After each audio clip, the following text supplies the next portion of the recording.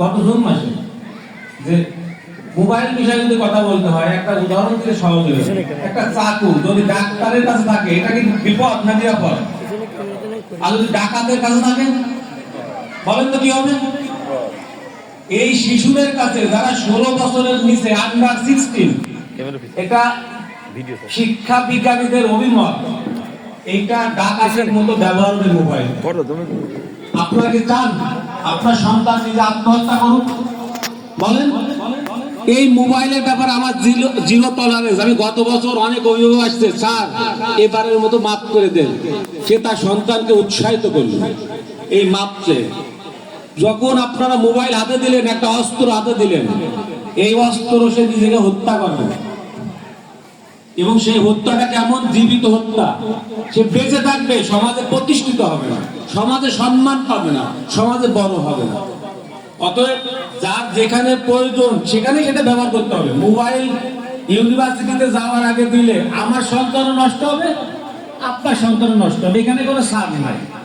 যদি সাথ দেই ক্ষতি হবে। এই জন্য মোবাইল স্কুলে আনা নিষেধ, এটা আইন, রেজুলেশন আছে। যদি আপনারা স্কুলের কোনো ছাত্র মোবাইল পায়, তাহলে তার বিরুদ্ধে ব্যবস্থা আছে, প্রাথমিক ব্যবস্থা। এটা হলো ভয় দেখানোর জন্য। কিসের জন্য? ভয় সৃষ্টি। 50 টাকা জরিমানা দেওয়া লাগবে। গত বছর জরিমানা নেয়নি, ছাত্রদের, শিক্ষকদের, ছাত্রদের ভিতর এটা প্রচার করার জন্য কিন্তু ছাড় দেব না। যদি অনুষ্ঠান কোন স্যার বলে এটা দেখছে কেন? সেই স্কুলের নিয়ম শৃঙ্খলা অনুসরণ করে না, সেই স্কুলের অনুগত না, সেই স্কুলের অবাধ্য। তাহলে একটা অবাধ্য সন্তান স্কুলে থাকলে আরো 5টা নষ্ট হবে, 10টা নষ্ট হবে। তাহলে আপনার একজনের জন্য যদি আমি ছাড় দেই, আমার 800 ছেলে মেয়ে নষ্ট হবে। তাহলে এটা কি আপনাদের ছেলেদের করলাম না করলাম? শাস্তি গেল ভয় লাগানো, কিন্তু এবার কিন্তু শাস্তি পালন করতে হবে। রেজুলেশন বলছি গত জুনে, গত বছর আমি ছাড় দিয়েছি প্রচারের জন্য, কিসের জন্য? পাবলিসিটি করছি, এটা আইন। এই ব্যাপারে কোনো ছাড় নাই।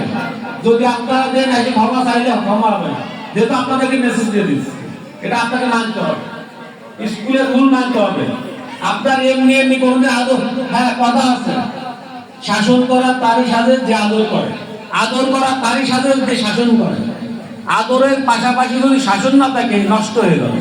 রেলগাড়ি যেমন 2টা পাটি ছাড়া চলে না, একটা পাটি 1 ইঞ্চি যদি বাঁকা থাকে, বলেন চলবে? অ্যাক্সিডেন্ট হবে, দুর্ঘটনা ঘটবে। আপনার সন্তানকে যদি আমি 1 ইঞ্চি ছাড় দিই, দুর্ঘটনা ঘটবে, এটা খুব ঘটবেই। যেমন 2টা পাকা ছাড়া ডানা ওড়ে না। আমি যদি আপনি ছাড় দেবো, আমি ছাড় দেবো, আপনি খুশি হবে না, বাকি সন্তান নষ্ট হবে। এই জন্য এই ক্ষেত্রে ছাড় নাই। আপনারা বলছেন প্রাইভেট কোচিং, আমি এই ব্যাপারে আপনাদের বলি, আমি আমার টিচারদের বলছি, যেহেতু এই সন্তানরা দূরে যায়, অন্য জায়গা যায়, যাদের কাছে পড়ে তাদের কোনো লাইসেন্স নাই সরকার থেকে, তাদের কোনো সনদ নাই, তাদের কোনো ডকুমেন্ট নাই, তাদের ধরার জায়গা নাই, তাদের জবাবদিহিতা নাই, তাদের কাছে কৈফিয়ত দেওয়ার কোনো রাস্তা নাই, এবং তারা প্রশিক্ষিত না, তারা শিক্ষিত না, তারা দক্ষ না, তারা প্রশিক্ষণ প্রাপ্ত না। তাহলে সেই দিয়ে তাদের কাছে কোচিং পাঠাবেন, আপনাদের তো নিরাপত্তা নাই। সেই ছেলেদের তো নিরাপত্তা নাই, মেয়েরা তো নিরাপত্তা হবে না। ওখানে তো তাদের আচরণ নষ্ট হবে, তারা আরো মুগ্ধ হবে। একটা মেয়ে একটা ছেলে যদি 14-15 বছর পাশাপাশি গল্প করে, বলেন তো কেমন লাগবে? আনন্দ লাগবে না? কিন্তু আনন্দ ক্ষতি, কিন্তু আমাদের সামনে কি করার সুযোগ পাবে? আমরা তো বাবা, আমরা কি?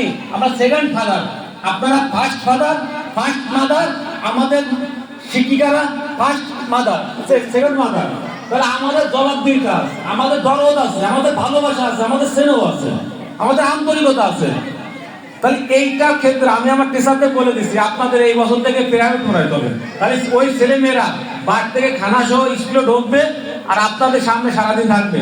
যখন কোচিং এ যাবে, তাই সেই স্কুলে আসতে চায় না। আমি দেখেছি, আমি কিন্তু এই ভিতরে থাকি না, বাইরে, আমি টিফিন পিরিয়ডে পুরো টাইম বাইরে থাকি। আমি দেখেছি বিড়ি